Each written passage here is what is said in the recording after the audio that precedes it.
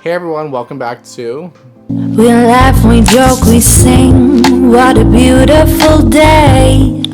Mind Your Health with Brian Dance. So, yes, I miss all you wonderful people. She has arisen and she is ready for destruction. But I'm happy to practice safe social distancing. Yes, I'm going crazy. Oh. And this week's video is in relation with the way we've been acting and the way we've been thinking during this special coronavirus COVID-19 time. But I've had a special someone besides my beautiful partner that has helping me relax, but she is a fool. Yes, I'm talking about this wonderful girl. Come here. Oh, yes. Come here. Come here. I'm about to go get her. And this beautiful girl is Chicle. She's being a frog dog right now, but she's been making me feel a little more relaxed. She's being a little bit attitude. Oh, but she's about to tell us what this week's video is about. So, what did you say? What'd you say? It's not a 1, not a 2, a 3-part series about errors in the way we think. So this week's video is gonna have examples and solutions. So I hope you all will be entertained because I'm about to entertain every single one of you all. So hope you all enjoyed this week's video. Hey everyone, so let's talk about errors in the way we think. First example, all or nothing thinking. It is basically black and white thinking. Yes, I have that type of way of thinking, that type of way of outlook into life. It is an error, but it's hard to get away from that practice. So basically, the definition is an extreme level of thinking that can lead to extreme behaviors.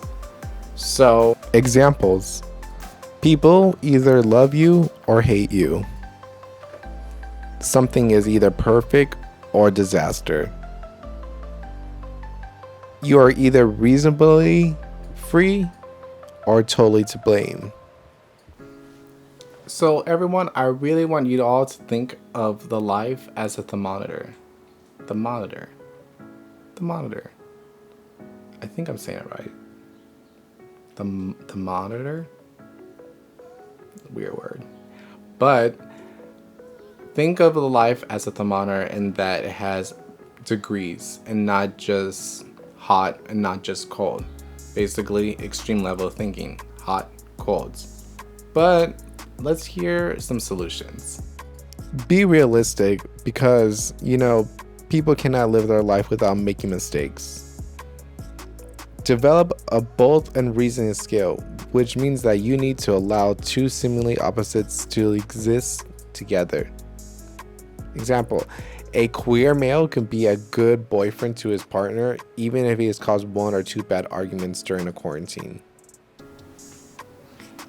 Error number 2, fortune telling. Stepping away from that crystal ball that we think that we have. So, definition. It is a huge problem that people have thinking that we can predict the future.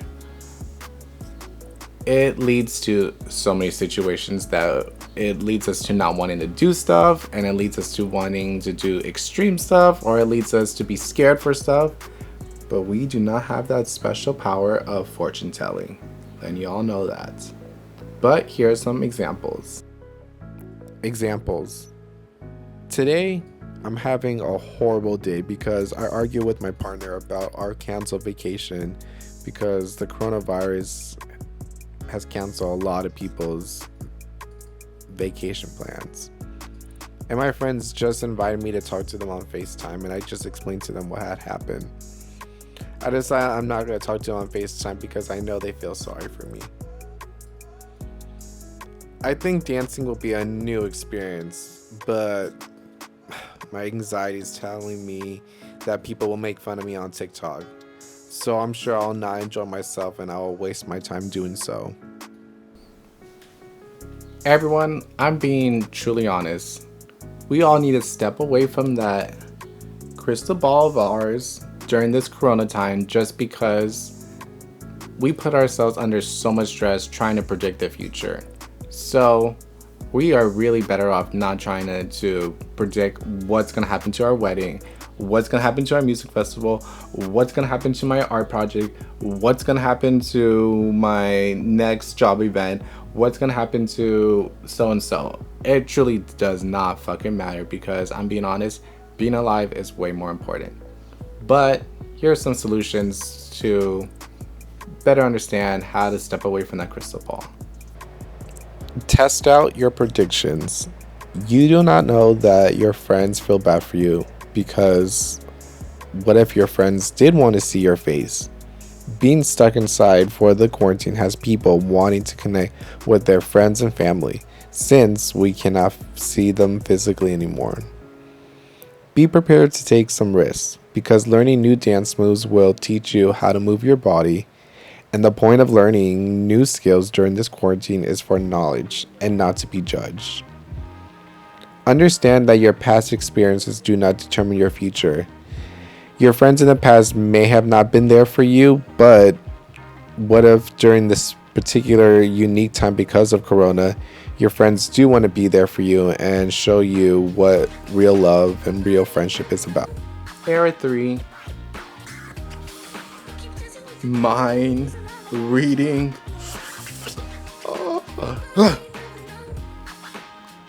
People think they have this extraordinary power to know what others are thinking. Definition basically shares that it is the arrow in the way we think that people are talking negatively about us or have negative intentions or have negative motives about us. So, when did we possess this extraordinary superhero X-Men powers during this quarantine time? Not me. But here are some examples. Examples. You see a close friend leaving you on red for 3 whole days. My mind really starts to wonder and tell myself, what did I do or what did I say to make my friend not want to talk to me anymore? And you know that they're not busy because the coronavirus has them staying at their house. You meet your partner's family through Zoom for the first time. You notice that they do not acknowledge you during the Zoom conference. You start to think that you may have said something wrong, or they don't like you, or your face is really that ugly. Everyone, I'm being honest. You are truly better off not trying to predict the future.